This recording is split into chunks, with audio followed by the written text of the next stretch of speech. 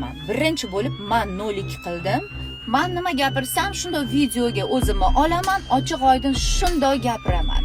Jurnalistlarni ham chaqirib qo'yaman. O'sha kuni ichkarida olish ruxsat bo'lmasa ham tashqarida syomka qilib, jarayonni ko'rsatamiz. Deganman, tushmayman ham. Qani, dokazat qilib, isboti bilan kimdir gapirib chiqsin. Toshkent shahar kiber xavfsizligi bo'yicha joydan, bo'limdan chiqdim. Gaplashildi, aniqlashtirildi.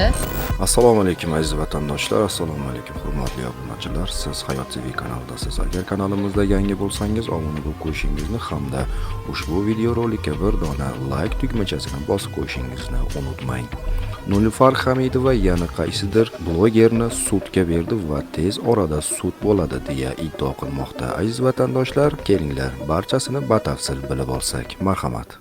Xabaringiz bor, Andijonda mebel ishlab chiqarish bo'yicha O'zbekistonda birinchi o'rinda bo'lsa, Namangan esa darvozalar ishlab chiqarish bo'yicha dunyoda birinchi o'rinda turibdi. Albatta, uyingizning eng ko'rikligi bu kirish, ya'ni darvoza chiroyli bo'lsa, bu yog'i ham chotki bo'ladi. Namangan darvozalarini bilgan biladi, bilmagan esa endi bilib oladi. Albatta, ekrandagi nomerlarga aloqaga chiqing, batafsil ma'lumotni esa o'sha yerdan oling. Namangan darvozalari eng ishonchli va sifatli hamyonbop darvozalardir.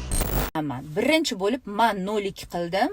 Men nima gapirsam shunday videoga o'zimni olaman, ochiq oydin shunday gapiraman. Lekin ba'zi bir krisalar bor, fake videolar qilib, o'zi gapira olmaydi, qo'rqqanidan boshqasiga murojaat qilib, videolarni yasab chiqaradi. Ma'lumotlar bormi? Qani Ozodbek akani o'zlari chiqib gapirdilarmi yoki ularning vakillari kimdir yoki yordamchilari yoki biror bir xodim o'sha tashkilotlardan gapirdimi? Yo'q, gapirmadi. Hech qanaqa zapretga tushganim yo'q, zapret qiladigan ish qilganim yo'q. O'zim bilan o'zim ovora bo'lib yuribman. Birinchi videoga xo'p mayli desam, endi ikkinchi video chiqib kelyapti. Kechirim so'raydigan ish qilganim yo'q, sud bo'lgani yo'q hali. Men kechirim umuman so'ramayman.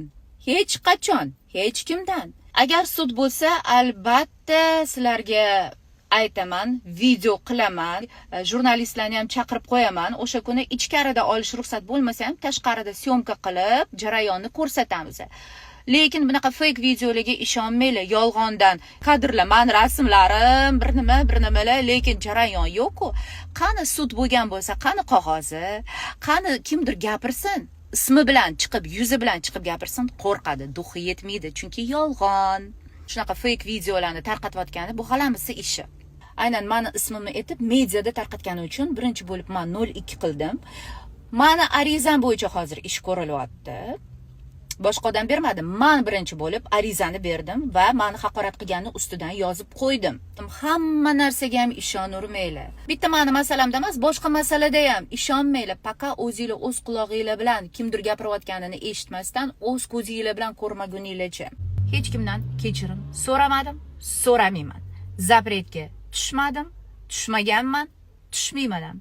Qani, dokazat qilib, isboti bilan kimdir gapirib chiqsin. Gapirmaydi. Chunki yolg'on. Yolg'on video, yolg'on fake'li videolar rosa ko'p mazza qilib ishlayapsizlar.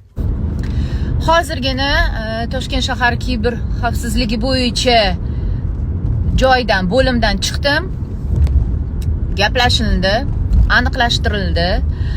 Meni haqqim bor ekan, agar o'sha sud jarayonini qarori chiqqandan keyin bemalol qarorni ko'rsatishga. Sud jarayonini olishga ruxsat bormi, yo'qmi deganimda uni sudya hal qiladi deyishdi. Men hech narsani bekitmayman. Umuman fake account orqa-barotdan g'alamislik qilib, krisalik qilib, kimlarnidir ovozini qo'yib turib, video rasmlarimni qo'yib yoki birov rasmlarini qo'yib video chiqarmayman. Boricha aytaman. Men gapiraman, o'zim o'z tilim bilan eshitasizlar va jarayonni ham imkon qadar harakat qilaman ko'rsatishga, sud jarayonini. Hali sud bo'lgani yo'q, hozirgi kunda ish ekspertizada. Qanchalik so'zlari haqoratli ekspertiza qilinmoqda. Shahar bedarvoza emas. Yomonladimi? Javob bersin. Hech kim haqqi yo'q, kimnidir haqorat qilib, ism familiyasini aytib turib, internet tarmoqlarida yomon so'zlarni tarqatib gapirishga.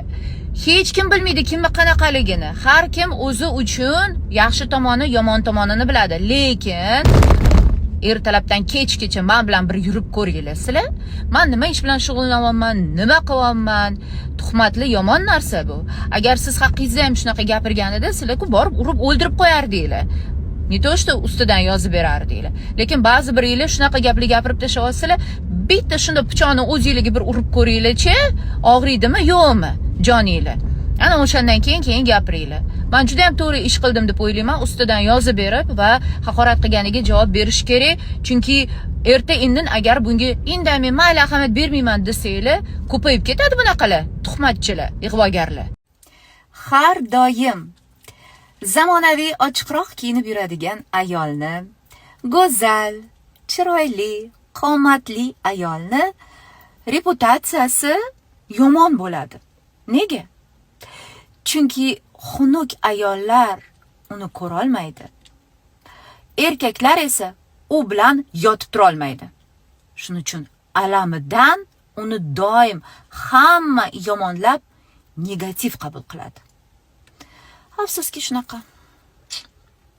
Lekin go'zal ayollar sabrli bo'ladi va hammasiga tupurib qo'yadi. Qo'ydim deydi.